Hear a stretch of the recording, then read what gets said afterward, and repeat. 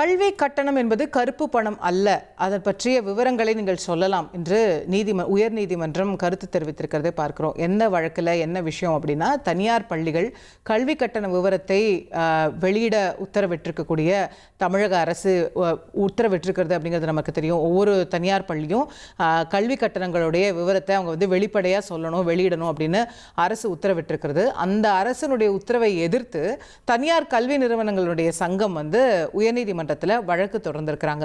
அந்த வழக்கில் தான் உயர்நீதிமன்றம் இந்த ஆப்சர்வேஷனை கொடுத்துருக்காங்கன்றதை பார்க்க முடிகிறது. கல்வி கட்டணம் தானே, அது உங்கள் ஃபீஸ் ஸ்ட்ரக்சரை தானே வெளியிட சொன்னாங்க, உங்களுடைய கருப்பு பணத்தை ஒன்றும் வெளியிட சொல்லலையே.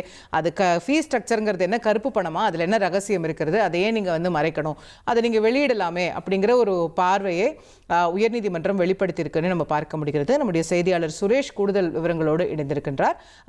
சுரேஷ், இந்த வழக்கு பற்றி, நீதிபதியுடைய அப்சர்வேஷன் பற்றி விரிவாக சொல்லுங்க.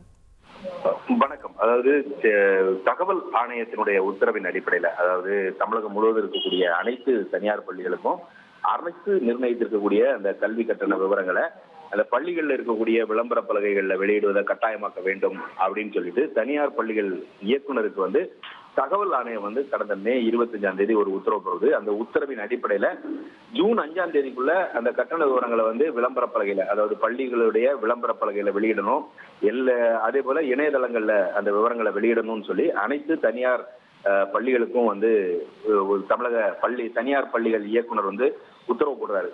கடந்த ஜூன் 1 போட்ட அந்த உத்தரவை எதிர்த்து அந்த அகில இந்திய தனியார் கல்வி நிறுவனங்களுடைய சங்கத்தின் சார்பில் அதன் பொதுச் செயலாளர் பழனியப்பன் உயர்நீதிமன்றத்தில் வழக்கு தாக்கல் செய்திருந்தாரு. இந்த வழக்கு நீதிபதி தண்டபாணி முன்பு இன்றைக்கு விசாரணைக்கு வந்தது. அப்போ தகவல் உரிமை சட்டம் என்பது தனியார் கல்வி நிறுவனங்களுக்கு பொருந்தாதுன்னு உச்சநீதிமன்றம் ஏற்கனவே தீர்ப்பளித்திருக்குது. அது மட்டும் இல்லாம சிபிஎஸ்இ போன்ற மத்திய அரசினுடைய பாடத்திட்டத்தின் கீழ் நடத்தப்படக்கூடிய பள்ளிகளை பொறுத்த வரைக்கும் அவற்றை தமிழக அரசு கட்டுப்படுத்த முடியாதுன்னு சொல்லி மனுதாரர் தரப்புல வாதம் முன்வைக்கப்பட்டது. ஆனா அரசு தரப்புல தகவல் ஆணைய உத்தரவின் அடிப்படையில தான் இந்த கல்வி கட்டணத்தை வெளியிடணும்னு உத்தரவு பிறப்பிக்கப்பட்டிருக்குது. இந்த உத்தரவை எதிர்த்து தனிப்பட்ட முறையில பள்ளிகள் தான் வழக்கு தாக்கல் செய்ய முடியுமே தவிர சங்கத்தின் சார்பில் வழக்கு தாக்கல் செய்ய முடியாது. இது தவிர விதிகளின்படி பள்ளிகள் கட்டண விவரங்களை வெளியிடணும் அப்படின்ற ஒரு வாதம் தமிழக அரசு தரப்புல முன்வைக்கப்பட்டது. இந்த இருதரப்பு வாதங்களை கேட்ட நீதிபதி இந்த கட்டண விகிதங்களை வெளியிட மறுக்க முடியாது என்றும், தகவல் உரிமை சட்டத்துல விலக்கு அளிக்கக்கூடிய அந்த பிரிவில் கூட பொதுநலன் சார்ந்த விவரங்களை வெளியிடணும் அப்படின்ற ஒரு தகவலை தெரிவித்திருக்குது என்று நீதிபதி தெளிவுபடுத்தியிருக்கிறாரு.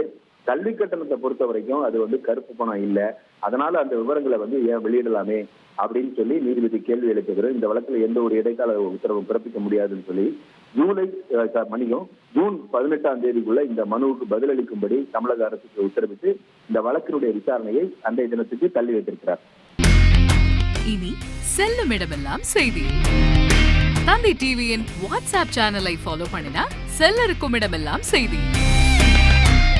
இதோ QR கோட், இப்பவே ஸ்கேன் பண்ணுங்க, ஃபாலோ பண்ணுங்க.